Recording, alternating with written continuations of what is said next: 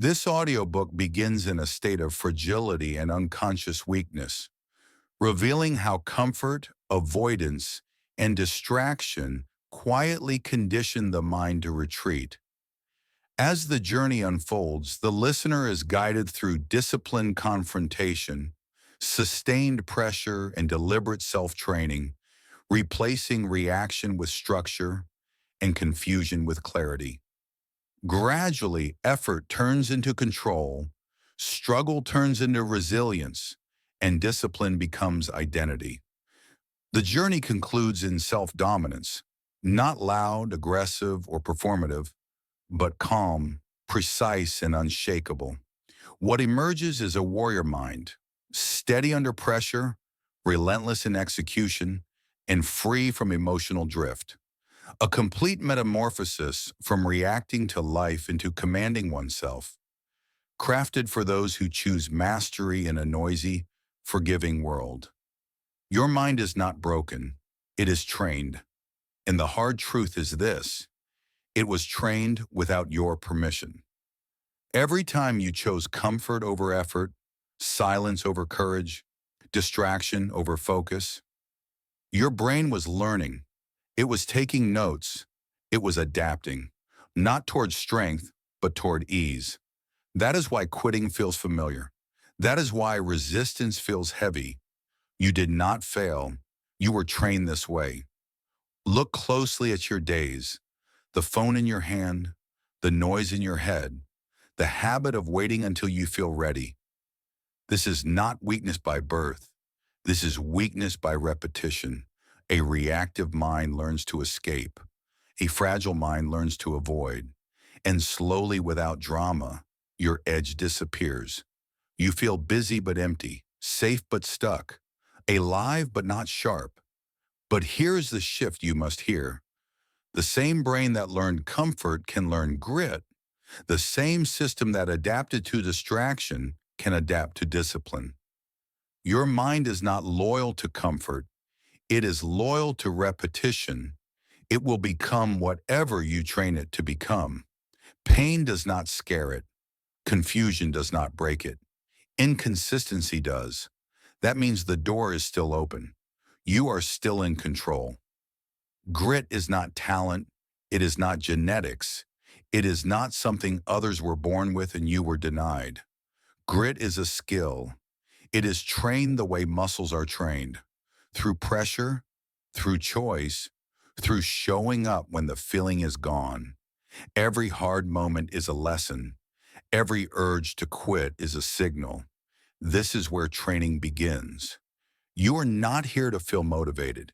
You are here to rewire who you are under pressure, to replace reaction with command, to turn chaos into clarity. This is the moment you stop blaming the past and start shaping the mind you live with every day. You will learn to train it. You will learn to harden it. And step by step, you will become dangerous to your old limits. This is only the beginning. Ahead of you is discomfort, structure, and honest work. Ahead of you is the version of yourself who does not panic under pressure. Stay here. Stay present. The weak mind was trained without choice. The strong mind is trained on purpose. And that training starts now, not tomorrow, not later. Now, with full intention. Chapter 1. Comfort is the enemy you defend. Comfort feels safe. That is why you protect it. You defend it without noticing. You choose it in small ways, quiet ways, ways that seem harmless in the moment. One more delay, one more excuse, one more promise to start tomorrow. Comfort never attacks you, it invites you, and that invitation slowly weakens your edge. You tell yourself you deserve rest. You say you are tired. You say the timing is not right. These words sound reasonable, even kind. But over time, they become a shield. They keep discomfort out and growth with it. Comfort does not ruin your life in one dramatic moment. It erodes it slowly, day by day, until effort feels foreign and challenge feels unfair. Look at what comfort gives you: relief, ease, familiar habits. Look at what it takes from you: strength, courage, momentum. The trade seems fair in the short term. You feel better now. You feel calm now. But later arrives quietly. Later brings regret. Later brings the question you avoid asking: why did I stop pushing when I knew I could do more? Comfort teaches you to hesitate. It trains you to pause before effort and listen to fear. It rewards you for staying the same. And the most dangerous part is this: you begin to believe you are protecting yourself. You think you are being careful. In truth, you are defending the very habits that limit you. You are guarding the cage and calling it safety. There is a moment you know well: the moment before action, the moment when you could begin. Your body is ready, but your mind negotiates. It says, not now. It says, later. It says, this is uncomfortable. That moment is where comfort lives. It whispers that discomfort is danger. It is lying to you. Discomfort is not the enemy. It is the signal. It is the sign that you are stepping beyond what you have already mastered. Growth always feels awkward at first. Effort always feels heavy before it feels strong. When your heart beats faster and your thoughts resist, you are not failing. You are training. That feeling is not a warning. It is an invitation. Every strong person you admire learned this lesson. They stopped asking how to stay comfortable and started asking how to stay honest. Honest with their limits, honest with their habits, honest with the cost of staying the same. They understood that comfort is addictive. It feels good now and steals tomorrow. You do not need to become harsh. You do not need to punish yourself. You need to become clear. Clear that ease is not neutral. Clear that avoiding discomfort has a price. Clear that every time you choose comfort over growth, you are voting for the person you do not want to remain. This is where mental toughness begins, not with intensity, but with awareness. You notice when you defend comfort. You notice when you explain instead of execute. You notice the urge to escape effort, and instead of obeying it, you pause. You breathe. You stay. That pause is strength being built. Staying is harder than escaping. Staying means feeling the weight in your chest. It means letting your muscles burn a little longer. It means allowing boredom, fear, and doubt to exist without running from them. Most people do not lack ability. They lack tolerance for discomfort. When things stop feeling easy, they stop showing up. But you are learning a different rule. You are learning that discomfort is temporary and regret lasts longer. You are learning that effort sharpens the mind while comfort dulls it. Each time you stay with the hard moment, you expand what you can handle. Your confidence does not come from thinking positive thoughts. It comes from surviving difficulty. There will be days when comfort feels loud, days when quitting feels logical, days when stopping feels smart. On those days, remember this truth: growth does not ask for your permission. It asks for your presence. Strength is built by those who stay when leaving would be easier. This training begins in ordinary moments: when the alarm rings, when the work feels boring, when no one is watching. These moments seem small, but they are decisive. They are where discipline is practiced quietly. They are where your future strength is decided without applause. You are not asked to be perfect. You are asked to be consistent, to choose effort more often than escape, to accept discomfort as part of becoming stronger. This choice, repeated daily, reshapes your mind in ways comfort never could. Small choices compound. Small discomforts build tolerance. Small acts of courage create a strong identity. This is how grit grows quietly, long before anyone else notices the change inside you. This matters more than today. Choose. The path forward is simple, not easy. You choose the harder option more often than the easier one. You lean into small discomforts on purpose. You start before you feel ready. You finish even when no one is watching. Each time you do this, your brain learns a new rule. Discomfort is survivable. Effort is possible. You are capable.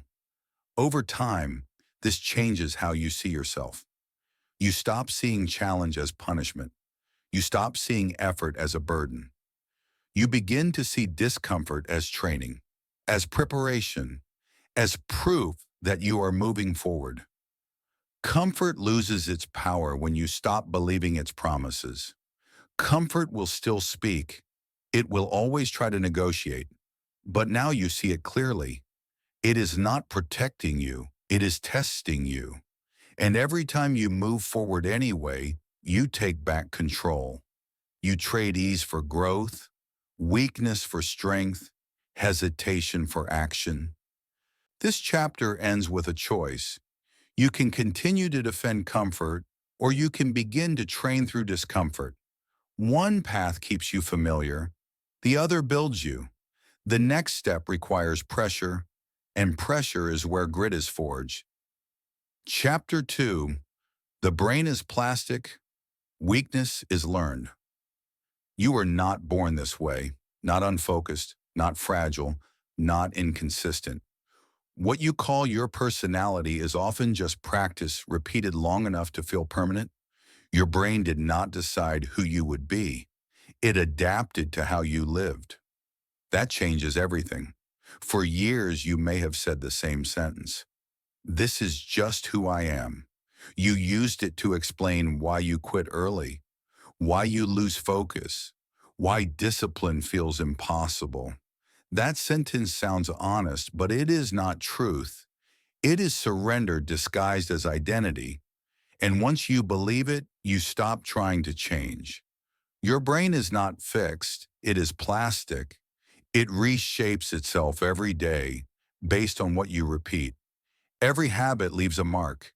Every reaction becomes a pathway. The brain does not judge what you do. It strengthens whatever you do most. Scroll or focus, avoid or face, quit or stay. Each choice teaches your brain what to become. Weakness is not a flaw you were born with. It is a pattern you practiced. You practiced distraction until it felt normal. You practiced comfort until effort felt strange. You practiced reacting until control felt distant. None of this makes you broken. It makes you human, and it means you can change. Look at how learning works. When you repeat something, the brain builds faster connections. When you stop, those connections weaken. This is true for skills. It is also true for habits. The brain that learned to escape discomfort can learn to stay. The brain that learned to quit can learn to persist. Nothing is locked. The danger is passive living. When you do not choose how to train your mind, the world trains it for you. Noise trains it. Convenience trains it. Easy pleasure trains it. Slowly, the brain becomes reactive. It chases comfort and avoids effort. This happens quietly. No alarm, no warning, just drift. You are not lazy. You were trained by ease. You are not weak. You were trained by avoidance. You are not inconsistent. You were trained by emotion instead of intention. This truth is not here to comfort you. It is here to empower you. Because if weakness was learned, strength can be learned too. There is responsibility in this truth. You can no longer blame your past, your parents, or your personality, but there is freedom too. You are not trapped by your history. You are shaped by your habits, and habits can change. Training the brain requires repetition under pressure, not motivation, not mood, repetition. When you do the hard thing again and again, the brain adapts. What felt impossible becomes manageable. What felt heavy becomes familiar. Discipline stops feeling like force and starts feeling like structure. Your brain responds to what you reward. When you reward quitting, it learns to quit faster. When you reward effort, it learns to endure longer. When you reward focus, it sharpens attention. The brain is loyal to patterns, not promises. It does not care what you say you want. It cares what you practice. This is where shame must end. Shame keeps you stuck in the past. Responsibility moves you forward. Shame says something is wrong with you. Responsibility says something can be trained. One paralyzes, the other activates. You do not need guilt. You need clarity. Think of who you want to become. Calm under pressure. Focused when it matters. Steady when things get hard. That person is not born. That person is built. Built through small, intentional acts done daily. Built by choosing effort when comfort is easier. Built by staying when quitting is familiar. You do not change your brain in one moment. You change it by showing up again tomorrow and the day after. Each repetition lays new wiring. Each small win proves something new about you. Over time, the brain stops resisting. It starts supporting you. At first, discipline feels unnatural. Focus feels forced. That is normal. You are working against old wiring. Old habits will fight back.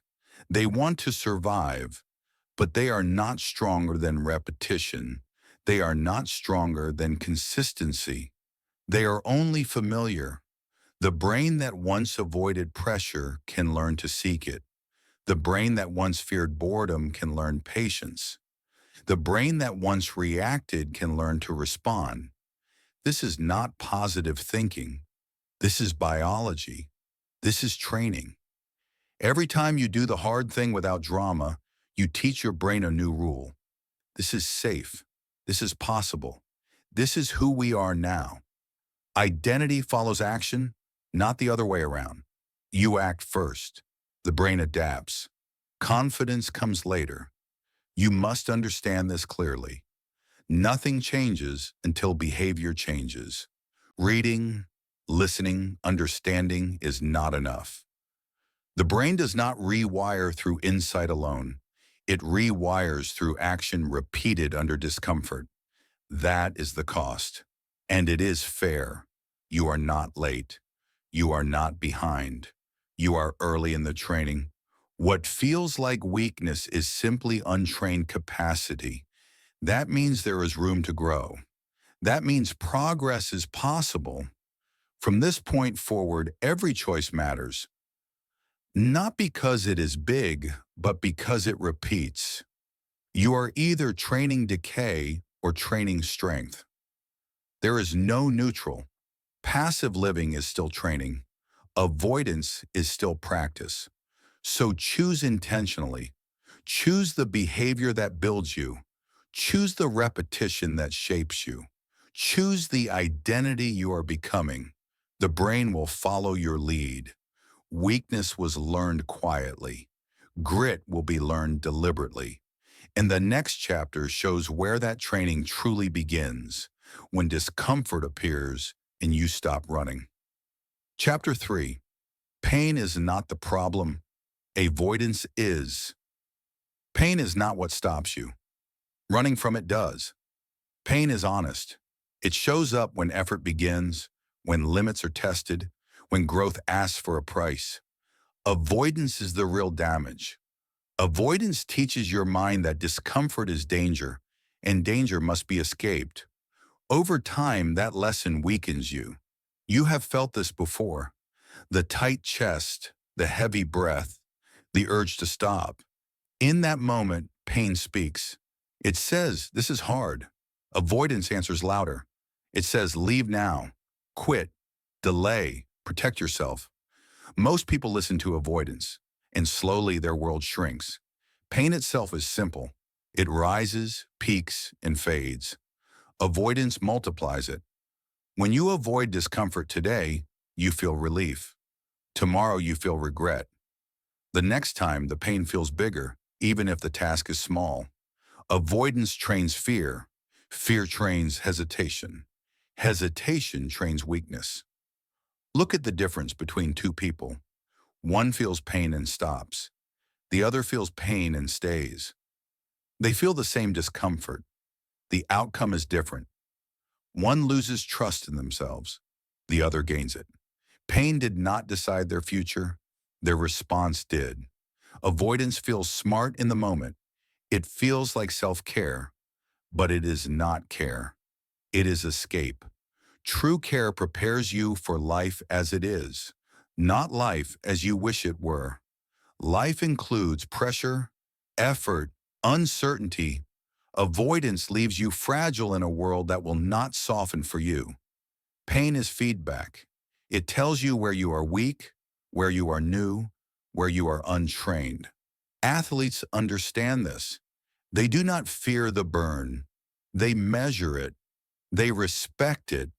They know pain points the way forward. The mind can learn the same lesson. When you avoid pain, you avoid information. You never learn what you can handle. You never discover your real limits. You guess. And your guesses are always smaller than your capacity. Pain reveals truth. Avoidance hides it. There is a moment when discomfort asks a question. Will you stay or will you run? That moment defines your training. If you run, the brain learns escape. If you stay, the brain learns endurance. This happens quietly without words deep inside your nervous system. People who grow strong are not fearless. They are familiar with pain. They have met it before. They know it passes. They know they survive. That knowledge builds calm. That calm builds control. That control becomes grit. Avoidance creates a loop. The more you avoid, the more sensitive you become. Small tasks feel heavy. Minor stress feels overwhelming. Life feels harder than it is. Pain grows not because it increased, but because tolerance decreased. Facing pain breaks the loop. Each time you stay with discomfort, you expand capacity. What once felt unbearable becomes manageable. What once stopped you becomes a warm-up. Strength grows silently without celebration. This does not mean chasing pain for drama. It means respecting it as a teacher. Pain says, pay attention, adjust, breathe, continue. It is not asking you to suffer forever. It is asking you to participate fully. Think of every skill you have learned. Walking, speaking, working. All came with frustration. All came with effort. You did not quit then. Pain was part of learning. Somewhere along the way, you forgot this truth and started treating discomfort as failure. Pain is not failure. It is evidence of engagement. It proves you are not asleep. Avoidance is disengagement. It is choosing numbness over growth. It feels easier, but it costs more. Mental toughness is built by staying present when pain appears.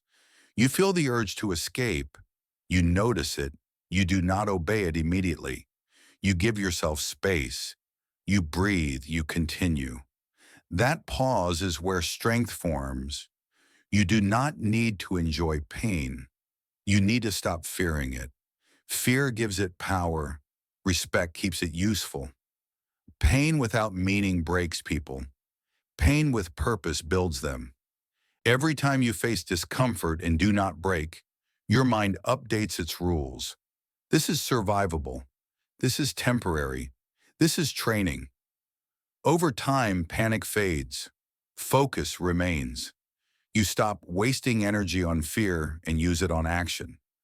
Avoidance steals your future strength to protect your present comfort. Facing pain invests discomfort today to earn confidence tomorrow. One path shrinks you, the other builds you.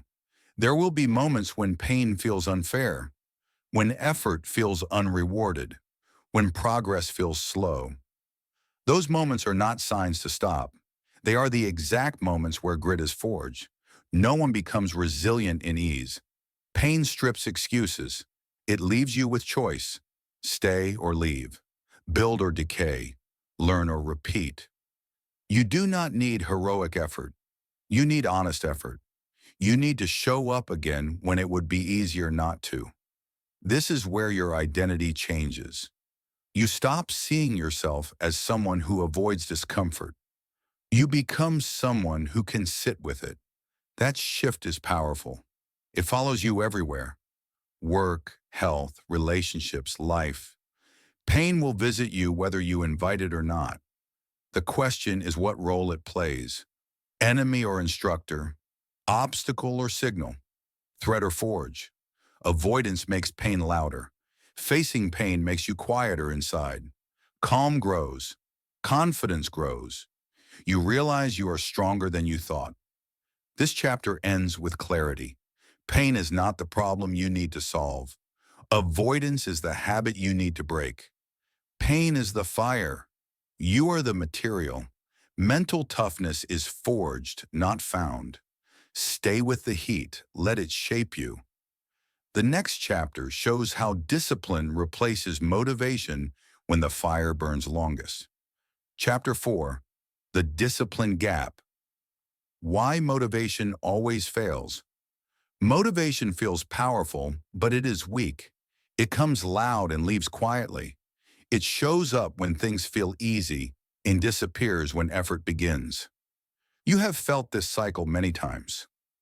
One day you feel inspired, the next day you feel nothing, and when motivation fades, progress stops. Motivation is emotional. It depends on mood, energy, and comfort.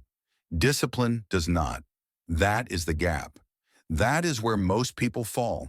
They wait to feel ready. They wait to feel strong. They wait to feel inspired. And while they wait, life moves on.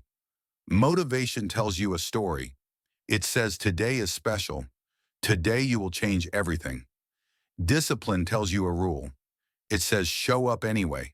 Motivation loves beginnings. Discipline survives middles. Motivation celebrates ideas. Discipline executes actions. Look at your past attempts. You started strong. You felt excited. You imagined a new version of yourself. Then resistance appeared. Boredom, fatigue, doubt. Motivation did not warn you about these moments. It left you alone with them. This is not your fault. You were taught to rely on feeling. You were taught that desire comes before action. But the truth is reversed. Action creates belief. Action creates confidence. Action creates identity. Feeling follows later. Discipline removes the question. You do not ask if you feel like it. You do not ask if today is a good day. You already decided. The decision was made earlier when you were calm. That decision protects you when emotion rises. Motivation says try your best. Discipline says do the work. Motivation negotiates. Discipline commits. Motivation asks how you feel. Discipline asks what needs to be done. When you rely on motivation, you build a fragile system. One bad day breaks it. One stressful moment collapses it. Discipline builds a stable system. It carries you through low energy, bad moods, and difficult seasons. This is where relief enters. You no longer need to feel perfect. You no longer need to feel inspired. You only need to follow the system you chose. Discipline lowers the emotional cost of action. It turns effort into routine. Think of discipline as structure, not punishment. It is a container that holds you steady. Inside that container, you are free from decision fatigue. You do not waste energy debating. You act. That is power. People who look consistent are not more motivated than you. They are less dependent on feeling. They move first. They feel later. Over time, their brain learns a new pattern. Action is normal. Resistance is expected. Quitting is not an option. Motivation fails because it asks too much of emotion. Emotion is unstable. Discipline asks less. It asks for obedience to a rule you respect. That rule becomes your anchor. You do not need extreme discipline. You need reliable discipline. Small actions done daily. Simple rules followed consistently. Wake up, start, finish, rest, repeat. This is how grit grows. Discipline closes the gap between intention and identity. Intention is who you want to be.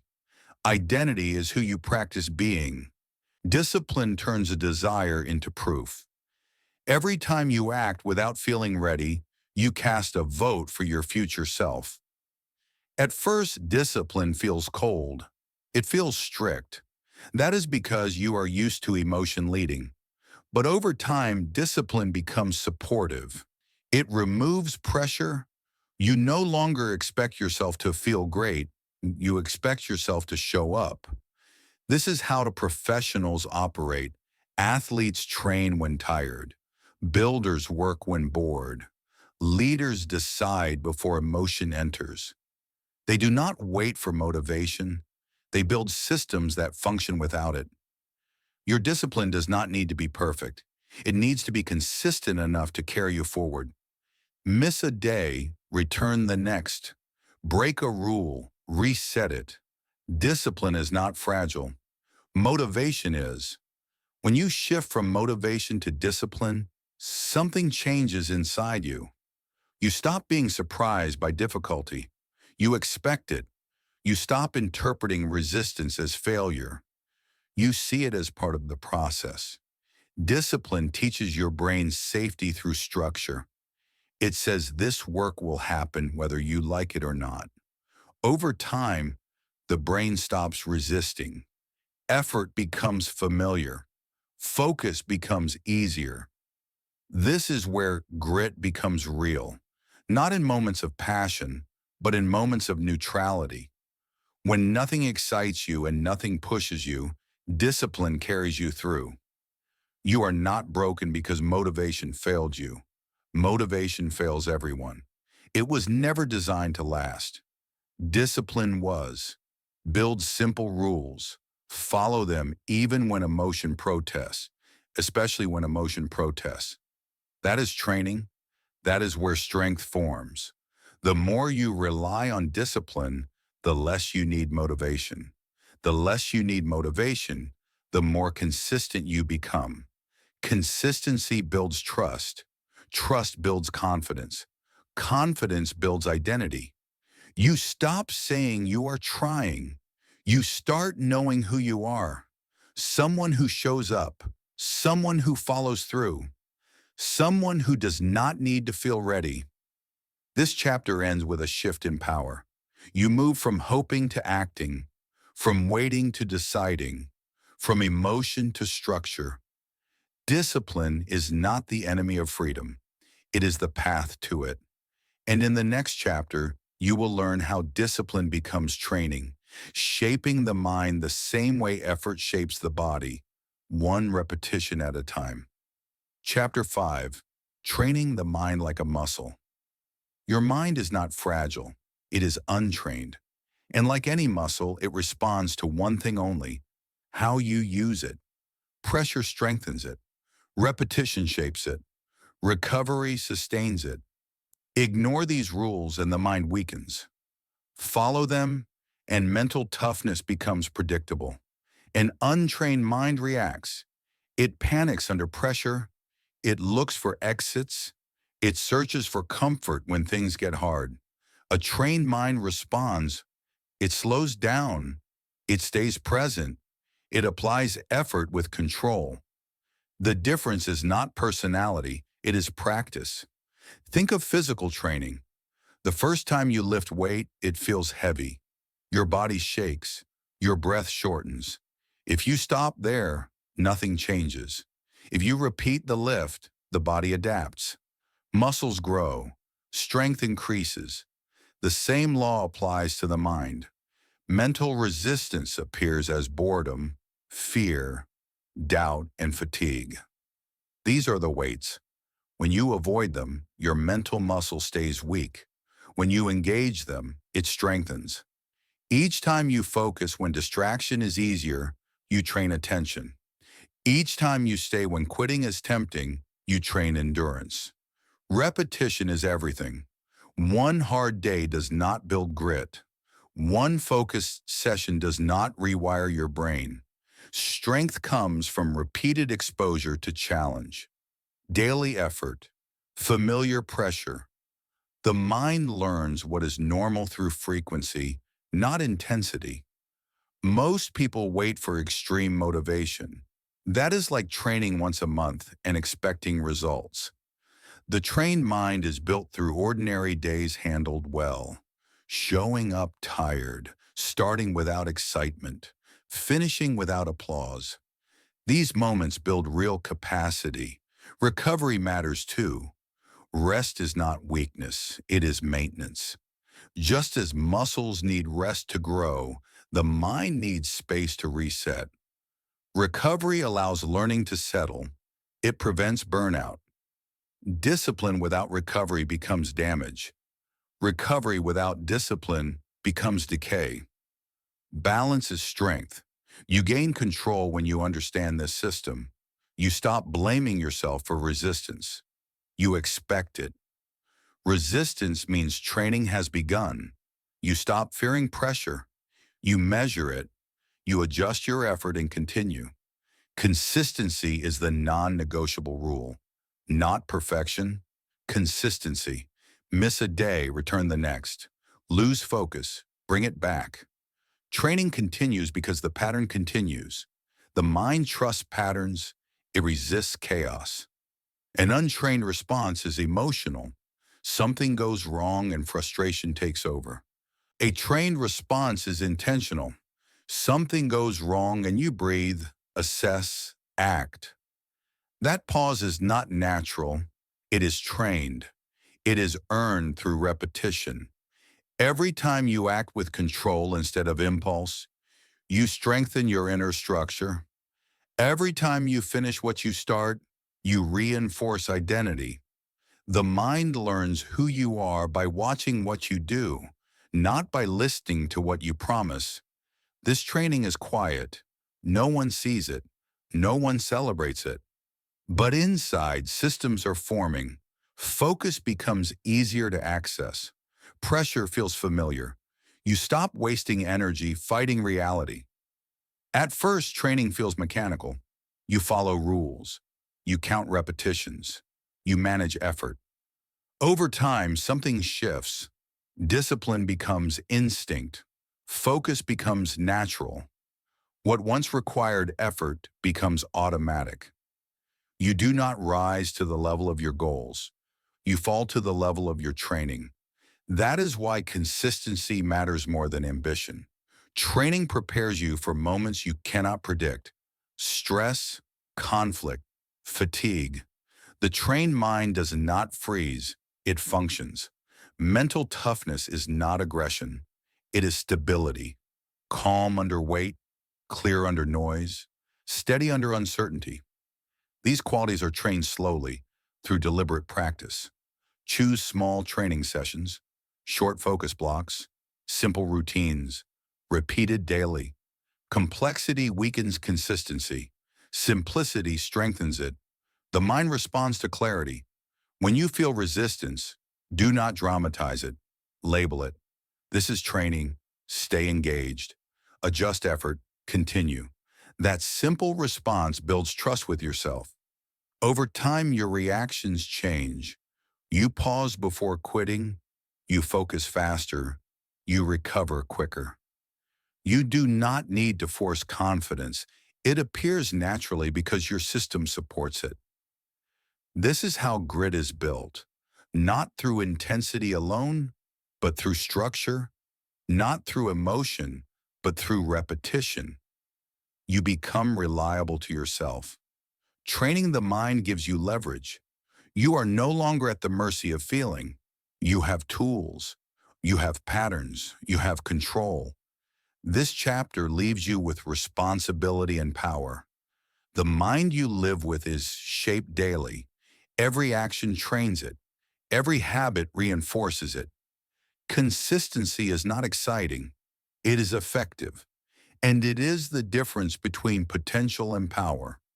In the next chapter, you will confront the voice inside your head that resists this training first, the one that negotiates, doubts, and tries to pull you back to comfort, and you will learn how to take authority over it. Chapter 6. The Inner Voice That Quits First. The first thing that quits is never your body. It is your voice. The voice inside your head that speaks before you move, before you act, before you try. That voice decides the outcome long before effort begins. You know this voice well. It sounds reasonable, calm, protective. It says slow down. It says not today. It says this is too much right now. It does not scream. It negotiates. And because it sounds gentle, you listen. This voice does not want you to fail. It wants you to stay comfortable. It wants certainty. It wants control. It wants safety. But comfort is not leadership, and safety is not strength. The weak voice asks questions when action is needed. How do you feel? Are you ready? What if it goes wrong? Each question delays movement. Each delay weakens resolve. The voice grows louder the longer you wait. Strong people are not silent inside. They simply speak differently. The strong voice does not debate. It directs. It says start. It says breathe. It says continue. It does not ask for permission from emotion. The difference between these voices is not volume. It is authority. One tries to persuade. The other decides. One looks for escape. The other looks for execution. Most people believe every thought they hear. They assume the voice in their head is truth. It is not. It is habit. It is repetition. It is old programming replaying itself. You were trained to explain before acting, to justify before committing, to wait until the feeling is right. That training created a voice that stalls progress. It learned that delay feels safe. The first step to control is awareness. You notice the voice. You hear the excuse forming. You catch the sentence before it finishes. That pause is power. The weak voice speaks and reasons. I am tired. I need a break. I will do it later. The strong voice speaks and commands. Begin now. Focus here. Finish this. You do not need to fight the weak voice. Fighting creates noise. You need to replace it. Replacement creates order. You decide which voice leads. When resistance appears, the weak voice panics. It exaggerates difficulty. It predicts failure. It demands comfort. The strong voice narrows attention. One step, one breath, one action. This is internal leadership. You are not asking your mind how it feels. You are telling it what will happen. At first, this feels uncomfortable. That is normal. You are taking authority back. Authority is trained through repetition. The first time you command yourself, the voice resists. The 10th time, it softens. Over time, it follows. Think of a leader you respect. They do not argue with every emotion in the room. They acknowledge it and move forward. You must lead yourself the same way. Your mind is a system. Systems need clear direction. When direction is weak, noise fills the space. When direction is firm, clarity follows. You strengthen the commanding voice by acting immediately after instruction. Say start and start. Say focus and focus. Say continue and continue. Each time you obey your own command, trust grows. The weak voice survives on hesitation. Do not give it time. Speed matters in moments of decision. Not rushing, but decisiveness. Decide and move. This does not mean ignoring rest or reason. It means choosing intentionally, not emotionally. Rest is scheduled. Action is non-negotiable. The voice learns boundaries. At first, the weak voice will protest. It will feel loud. It will feel urgent. Stay calm. Urgency is not truth. It is habit losing control. Strong internal leadership feels quiet, clear, direct. It does not explain itself. It simply moves. You will notice a shift. The excuses shorten. The debates fade. The commands feel natural. You stop asking why and start asking what is next. This is how self-doubt dissolves, not through confidence, but through command. You prove to yourself that your words matter, that when you say act, action follows. The voice that quits first loses power when it is no longer obeyed. It still appears, but it no longer leads. It becomes background noise, not direction. You are becoming the kind of person who does not negotiate with resistance. You acknowledge it and move anyway. That is authority. Internal leadership changes everything. Work becomes cleaner, decisions become faster, stress becomes manageable. You trust yourself under pressure. This is not about being harsh. It is about being clear. Clear commands create calm minds. Confusion creates anxiety. Leadership creates stability. From this point forward, you listen differently. You do not obey the first voice you hear. You choose the one that builds you. This chapter ends with control returning to its rightful place, inside you. The next chapter will show how stress tests this leadership and how pressure becomes the place where your authority proves itself. Chapter 7. Stress is the training ground. Stress is not attacking you. It is testing you. It shows up when the stakes rise, when responsibility increases, when something meaningful is on the line. You feel it in your chest, in your breath, in the tight focus of your thoughts. Most people treat this feeling as a threat. They panic, they rush, they break. But stress was never the enemy. It was always the training ground. A fragile mind meets stress and collapses. It feels overwhelmed. It tells itself this is too much. It looks for escape, distraction, relief. Under pressure, it loses clarity. It reacts instead of responding. Stress exposes what has not been trained. A resilient mind meets the same stress and sharpens. The pressure narrows focus. Distractions fade. Energy becomes directed. Stress does not weaken this mind. It organizes it. The difference is not strength at birth. It is preparation. Stress is information. It shows you what matters. You do not feel stressed about things you do not care about. Stress appears when attention is required, when effort is demanded, when growth is possible. Avoiding stress means avoiding importance. Think about moments that shaped you, difficult conversations, heavy responsibility, tight deadlines, uncertain outcomes. Those moments felt stressful, but they also made you stronger. They forced you to adapt. They revealed capabilities you did not know you had. The problem is not stress. The problem is how you meet it. When stress arrives and you have no structure, no discipline, no control, it feels overwhelming.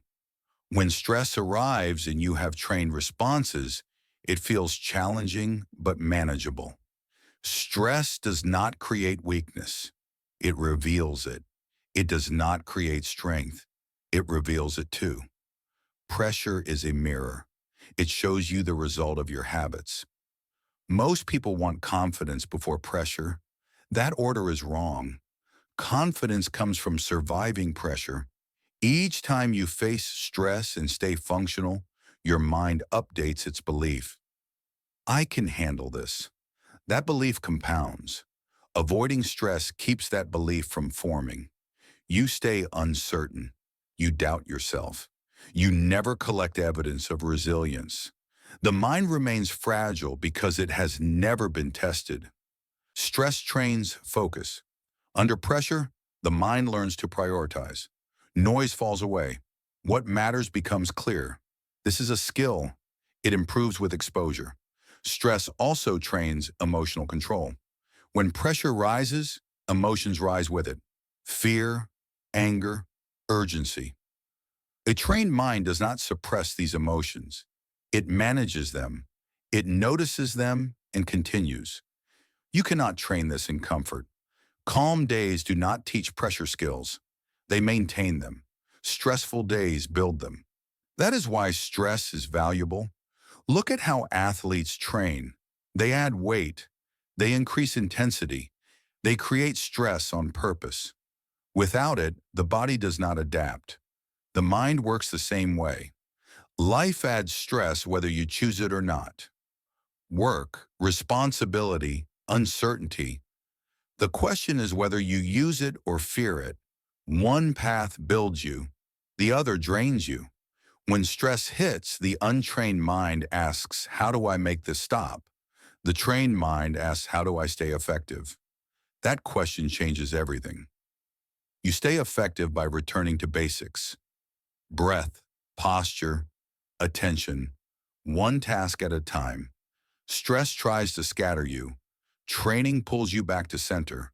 At first, stress feels chaotic, heart racing, thoughts jumping. That is normal. Do not judge it. Do not label it as failure. Label it as training. Each time you remain present under pressure, even briefly, you strengthen the system. You teach your nervous system that stress does not mean danger. It means demand. Over time, the same stress feels lighter. Not because it changed, but because you did. Your tolerance increased. Your response improved. Calm became accessible. This is where confidence grows quietly, not from praise, not from success alone, from knowing you can function when things are hard. Stress also reveals purpose. When pressure arrives, you see what you value, what you protect, what you fight for. Stress clarifies direction. People who fear stress stay small. They limit responsibility. They avoid leadership. They avoid growth. People who respect stress expand. They step forward. They accept weight. This does not mean chasing stress recklessly. It means not running from it. It means using pressure wisely, learning from it, recovering after it. Recovery matters here. Stress without recovery breaks systems. Stress with recovery strengthens them. After pressure, you rest, reflect, and reset. That is how learning settles.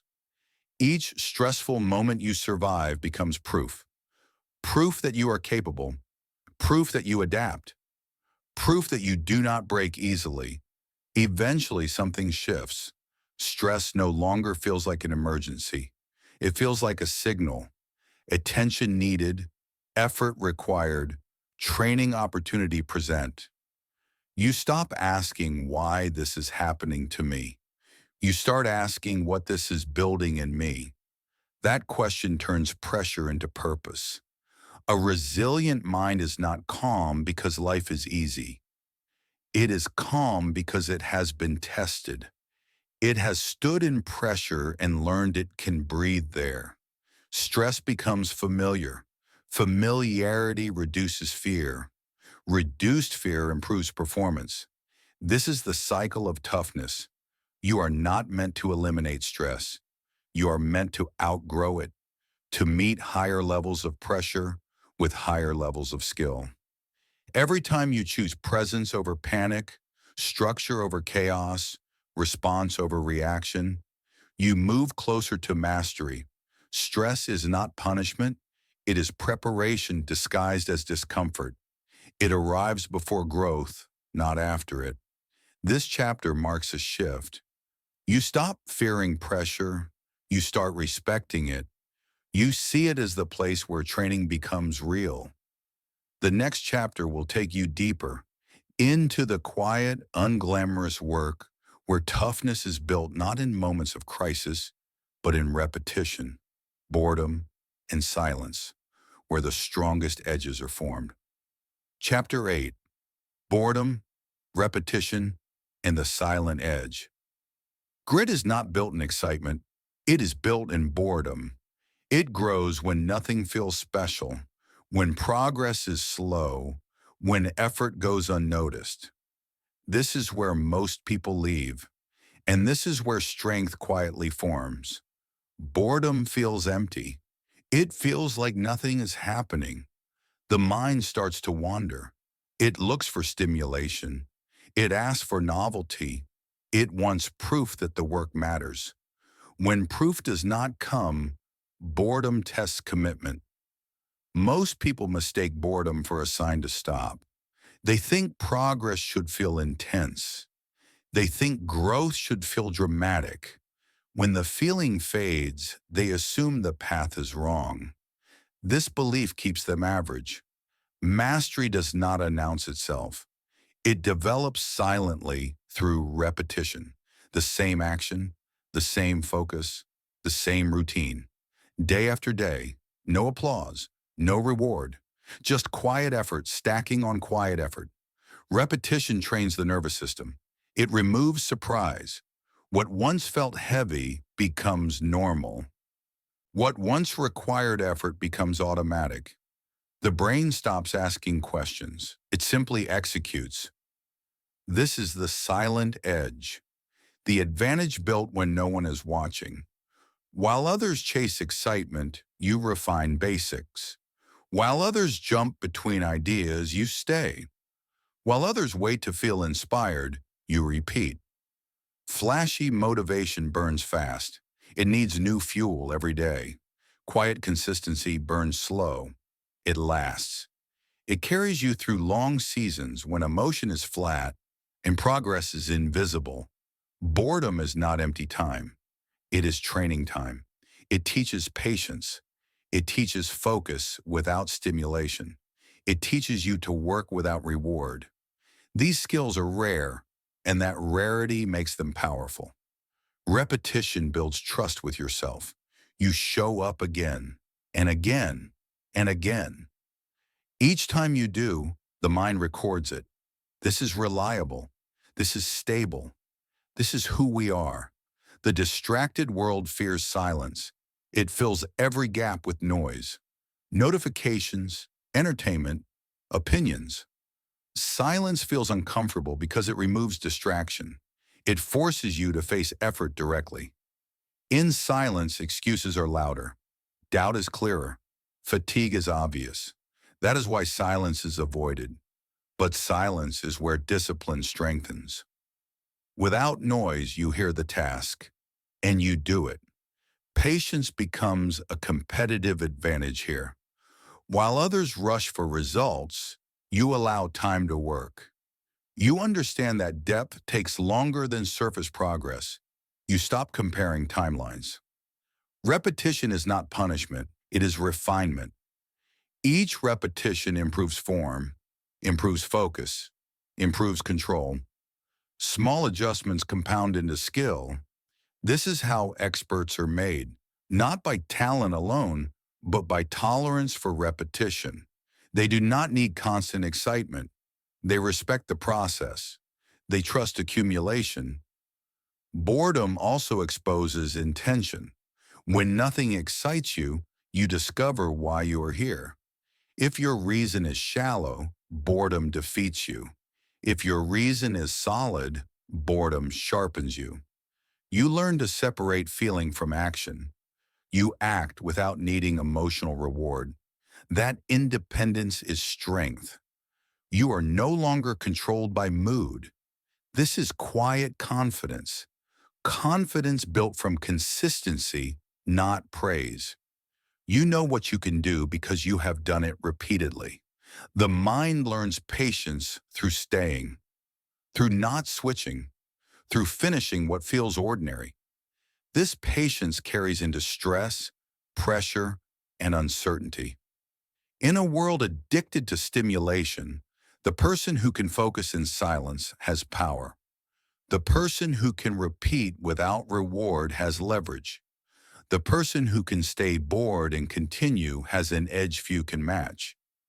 This chapter asks you to respect the slow work, to value the quiet days, to understand that boredom is not a barrier, but a gateway. Grit grows where excitement ends. Mastery grows where repetition begins. And patience is the weapon that keeps you moving forward when nothing else does. The next chapter will test this patience under pressure, where focus must hold even when the world pulls at you from every direction. Chapter 9. Focus under fire. Focus is easy when life is quiet. Anyone can concentrate when nothing pulls at them. The real test comes under fire. Noise, pressure, emotion, urgency. This is where focus proves whether it is trained or imagined. Under pressure, attention scatters. The mind jumps ahead. It replays mistakes. It scans for danger. It tries to control everything at once. This is the untrained response. Chaos inside creates chaos outside. A trained mind does something different. It narrows, it returns. It chooses one point of attention and holds it. Not because the noise stops, but because the mind stops chasing it. Focus under fire is not about blocking the world out. It is about anchoring yourself inside it. You feel the pressure, but you do not dissolve into it. You stay present. Think of moments when everything felt urgent. Deadlines closing in, conflict rising, expectations heavy. In those moments, scattered attention creates mistakes. Deliberate presence creates solutions. The difference is respect. Respect for the task. Respect for your energy. Respect for your mind. Focus is an act of self-respect because it says this moment matters. A scattered mind treats pressure as an emergency. A focused mind treats it as a priority. Emergency creates panic. Priority creates order. When pressure hits, your body reacts. Heart rate increases. Breathing shortens. Thoughts accelerate. These reactions are not weakness. They are signals. Training teaches you how to respond to them. You return to basics.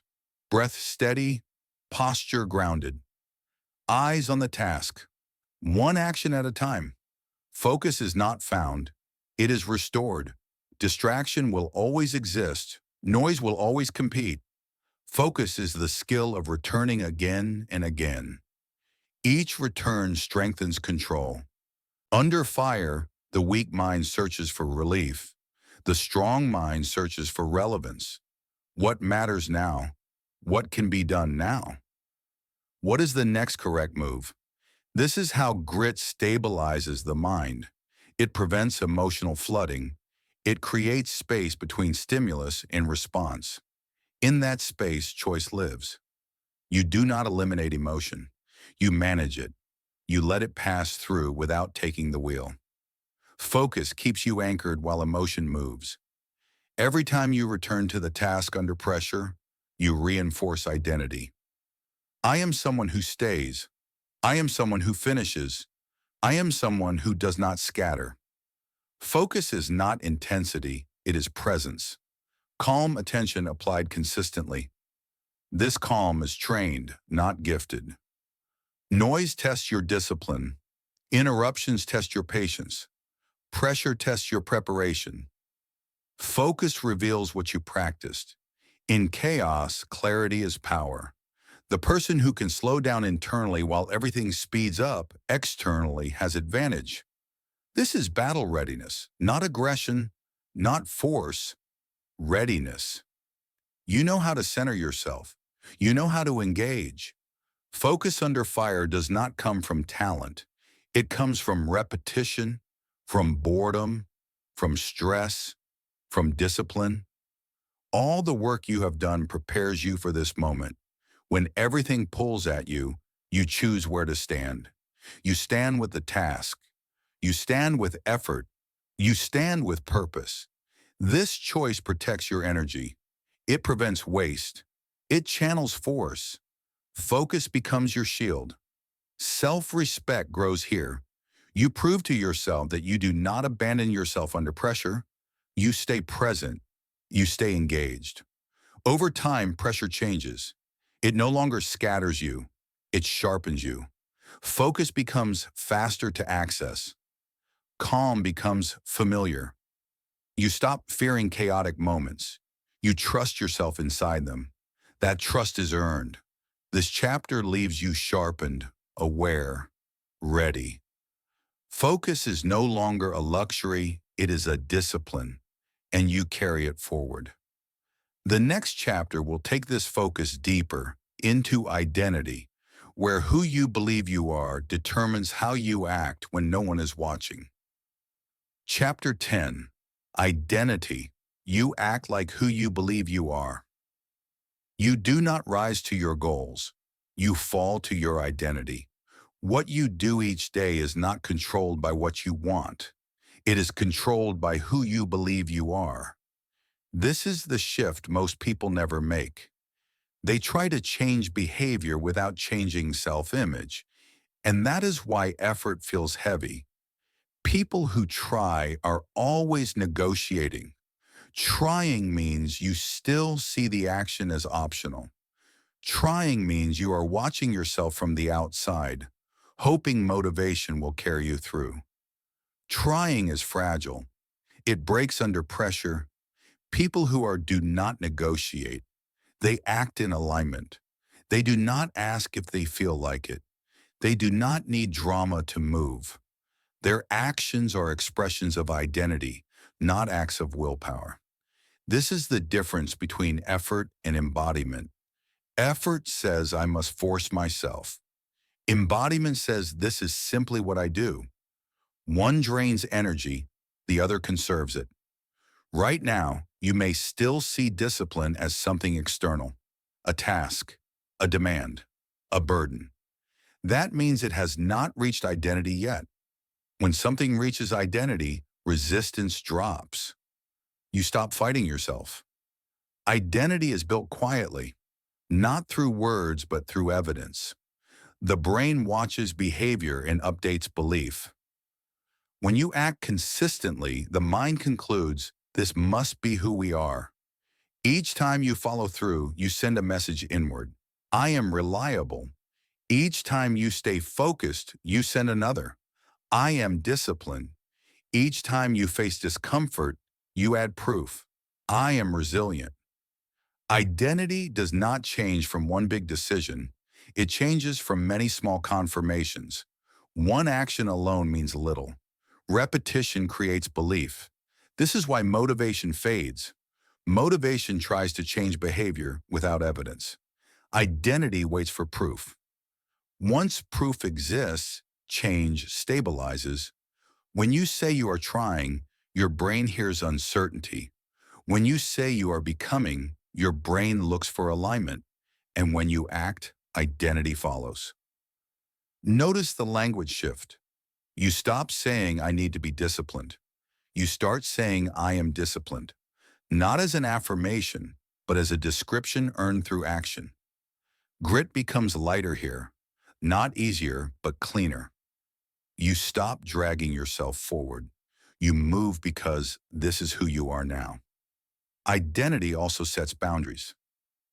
A disciplined person does not debate every choice. They already know what fits and what does not. That clarity saves energy. You no longer ask, should I do this? You ask, does this align? That single shift changes everything. People struggle because their identity is outdated. They are living by an old self-image built from past habits. That image does not match who they are training to become. You are allowed to update it, but updates require consistency. You cannot think your way into a new identity. You must behave your way into it. At first, this feels uncomfortable. You act in ways that do not match your old self-image. The mind resists. This is normal. You are rewriting the story. Stay consistent. The mind adapts. The new identity becomes familiar. Resistance fades. This is where grit stops being something you perform and starts being something you live. You are no longer proving yourself. You are expressing yourself. Identity answers pressure automatically. When stress arrives, you do not ask, "Who should I be?" You already know. Your actions reflect it. This is why identity matters more than goals. Goals are destinations. Identity is direction. Identity guides you even when goals change. You are becoming someone who finishes, someone who stays focused, someone who does not quit early. These are not traits. They are habits that harden into identity, and identity compounds. Once one area stabilizes, others follow. Discipline spreads, confidence grows, self-trust deepens. You begin to expect more from yourself, not harshly, but naturally. The standard rises because you live at it. This is self-respect made visible. You treat your time, energy, and attention as valuable because that is who you are now. There will still be hard days. Identity does not remove difficulty. It removes confusion. You know how you respond. You know what you do. You stop chasing motivation. You stop proving worth. You act from alignment. This is the turning point. Grit is no longer effort. It is character. And character moves even when emotion does not. You are not pretending. You are practicing being yourself. The next chapter will show what happens when this identity is tested by failure, and how resilience is built not before the fall, but after it. Chapter 11. Resilience is built after failure, not before. Resilience is not something you prepare before life hits you. It is something you build after it does. Failure arrives first. Strength comes later. This truth changes how you see every mistake you have made. Most people fear failure because they think it defines them. One mistake and they collapse. One setback and they retreat. They believe failure means they are weak, incapable, or unworthy. This belief keeps them fragile. Failure is not a verdict. It is information. It shows you what did not work, where you misjudged, where you still need training. Nothing more, nothing less. When you treat failure as identity, it breaks you. When you treat it as feedback, it builds you. There are two responses to failure. One is collapse. The other is adaptation. Collapse says, "I am done." Adaptation says, "What can I learn?" Collapse is emotional. Adaptation is deliberate. The collapsing mind personalizes the mistake. It turns one outcome into a story about worth. It replays the error. It feels shame. Shame drains energy. Energy loss leads to quitting. The resilient mind separates self from result. It feels disappointment, but it does not drown in it. It studies what happened. It adjusts behavior. It returns stronger. This difference is trained. It is not natural. Humans feel pain from failure. That is normal. Resilience is what you do next. Failure exposes gaps. Gaps in skill. Gaps in preparation. Gaps in patience. These gaps are not insults. They are targets. They show you exactly where to train. When you avoid failure, you avoid growth. You stay within what you already know. You protect comfort. You remain capable only in safe conditions. People who grow strong fail more often, not because they are careless, but because they attempt harder things. They test limits. They stretch capacity. Failure is evidence of engagement. Resilience is built by returning after disappointment, by showing up again when confidence is low, by continuing without applause. Each return strengthens emotional durability. At first, returning feels heavy. Doubt whispers. Motivation is low. This is where commitment matters. You do not return because you feel strong. You return because you decided to build strength. Failure teaches humility. It removes illusion. It forces honesty. Honest effort grows faster than protected effort. The resilient person does not romanticize failure. They respect it. They allow the emotion, then move forward. They do not rush recovery, but they do not stay stuck. Persistence is not stubbornness. It is intelligent repetition. You adjust strategy, not commitment. You change approach, not direction. Every time you recover from failure, you collect proof. Proof that you can fall and continue. That proof is confidence. Not loud confidence, but steady trust. Fear of failure fades when failure is familiar. Familiarity reduces emotional charge. The mind learns this is survivable. Long-term commitment is built here, not when things go well, but when they do not. Commitment is tested when results disappear. Resilience is quiet. It does not announce itself. It shows up in consistency after disappointment. You do not need to avoid mistakes. You need to shorten recovery time. Fail, learn, adjust, return. This chapter frees you from fear. Failure is no longer a threat. It is training. The next chapter will show how this resilience hardens into calm strength, forming the warrior mind that stays composed and relentless under pressure. Chapter 12, The Warrior Mind. Calm, cold, relentless. The warrior mind is not loud. It does not rush. It does not panic. It stands steady while chaos moves around it. This is not aggression. This is control, and control is power. Most people live inside emotional storms. They react quickly. They speak quickly. They decide quickly. Emotion leads, action follows. Regret arrives later. This volatility feels alive, but it is unstable. It burns energy without direction. The warrior mind is different. It slows the internal world before acting in the external one. It feels emotion without surrendering to it. It does not deny feeling. It commands it.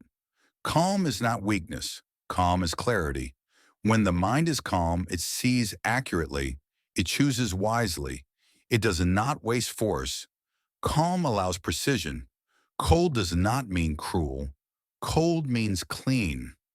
Decisions are not clouded by fear or excitement. They are guided by principle, by long vision, by discipline. Relentless does not mean reckless. It means consistent. It means returning to the mission regardless of mood. It means staying the course when progress is slow. This is the warrior balance. Calm in pressure, cold in decision, relentless in execution. Emotional volatility feels powerful in the moment. Anger, excitement, urgency, but it fades quickly, and when it fades, direction is lost. The warrior mind does not borrow energy from emotion. It builds energy from structure. Strategic patience is central here. The warrior does not rush outcomes. They trust preparation. They allow time to work. They stay disciplined while others chase shortcuts. Patience is not passive. It is active restraint. It is choosing not to react when reaction would feel good, but cost long-term. This mindset elevates you. You stop swinging between extremes. You stop riding emotion. You become steady. That steadiness changes how others see you, and more importantly, how you see yourself. Relentless follow-through builds quiet authority. You say less, you do more. Results speak without noise. The warrior mind trains emotional control daily. When emotion rises, you notice it. You label it. You breathe. You act intentionally. This repetition builds mastery. You stop letting emotion decide timing. You stop letting feeling dictate commitment. You move based on principle. This is sustained strength, not the flash of motivation, but the glow of consistency. The warrior mind does not seek comfort. It seeks readiness. It does not seek praise. It seeks alignment. You become dangerous to distraction, resistant to pressure, reliable under weight. This chapter prepares you for mastery that lasts, not a temporary burst, but a permanent stance. You are no longer chasing growth. You are living it. In the next chapter, this warrior mind is tested by automation, when grit becomes effortless and discipline becomes default. Chapter 13, when grit becomes automatic. There comes a moment when effort changes its texture. You are still working. You are still pushing, but it no longer feels like force. It feels like flow. This is when grit becomes automatic. At the beginning, discipline feels heavy. You drag yourself forward. You argue with your mind. Every action costs energy. That is normal. You are overriding old patterns. You are laying new ones. Over time, something shifts. The resistance weakens.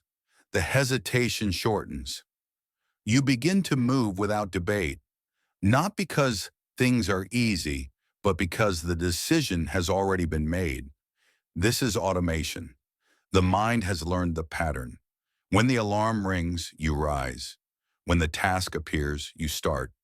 When difficulty arrives, you stay. No drama, no negotiation. Forcing yourself is loud. Flowing is quiet. Forcing burns energy. Flow conserves it. When grit is automatic, discipline feels lighter because it is no longer fighting identity. You are not asking who you should be. You know. You are not checking motivation. You are acting from habit. This brings relief. You no longer carry the weight of constant decision-making. You trust your system. You trust yourself. Confidence grows here. Not excitement, but certainty. You know how you respond to challenge. You have seen it many times. Automation does not mean boredom. It means stability. It gives you room to think, to refine, to grow deeper. This is long-term embodiment. Grit is no longer something you practice. It is something you live. You move forward without effort wasted on doubt. You flow through challenge because you belong there. This chapter prepares you to carry this strength forward, not as a phase, but as a way of being. Final chapter, the unbreakable self. You have come full circle. The mind that once reacted without control no longer leads you. The voice that quit early no longer commands you. The habits that kept you small no longer define you. In their place stands something solid, something steady, something earned. You are not unbreakable because life became easy. You are unbreakable because you became prepared. Pressure still exists.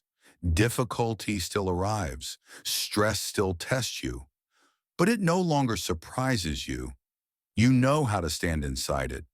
At the beginning, your mind was trained by accident. Comfort decided your actions. Emotion chose your timing. Avoidance shaped your limits. You lived reactively, always responding, rarely leading. That version of you is gone. What replaced it is not perfection, it is reliability. You respond with discipline. You act with clarity. You recover with resilience. When things go wrong, you do not collapse. You adjust. You continue. This is the unbreakable self. Calm under pressure, clear in chaos, steady when outcomes are uncertain. Not because you control the world, but because you control your response to it. You no longer wait to feel ready. You no longer ask permission from mood. You do not rely on motivation to carry you forward. You move because this is who you are now. Responsibility is no longer heavy. It is freeing. You understand that your life is shaped by what you repeat, not by what you intend. That understanding gives you power. Discipline is no longer punishment. It is structure that protects your focus. It removes confusion. It keeps you aligned when emotion tries to pull you away. Resilience is no longer something you hope for. It is something you trust. You have fallen before. You have failed before. You returned. That history lives inside you. You are not fearless. You are familiar with fear. You are not emotionless. You are emotionally controlled. You feel fully, but you do not surrender authority. This is freedom, not the freedom to do whatever feels good, but the freedom to do what matters without being controlled by impulse. Freedom through self-mastery. You carry patience now. You understand that growth is slow and strength is quiet. You are no longer rushed by comparison. You are anchored in your own path. The noise of the world still exists, but it does not own your attention. You choose where to stand. You choose what to focus on. That choice is power. You do not need to prove yourself. Your actions speak daily, quietly, consistently.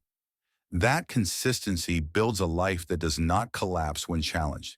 The unbreakable self is not dramatic. It is dependable. It shows up on ordinary days. It finishes boring work. It stays when excitement fades. This version of you is not temporary. It is maintained through discipline, through awareness, through continued practice. Mastery is not achieved once. It is protected. You understand now that strength is built, not found. Identity is practiced, not imagined. Freedom is earned through structure. You are responsible for yourself, and that responsibility no longer scares you. It steadies you. It gives your effort meaning. When pressure rises, you do not ask who you should be. You already know. You breathe. You focus. You act. This is not the end. It is the stance you live from now on. Calm, disciplined, resilient. The weak mind was trained without choice. The strong mind was trained on purpose. You chose that training, and now wherever life tests you next, you carry this truth with you. You are not unbreakable because nothing can touch you. You are unbreakable because nothing can own you.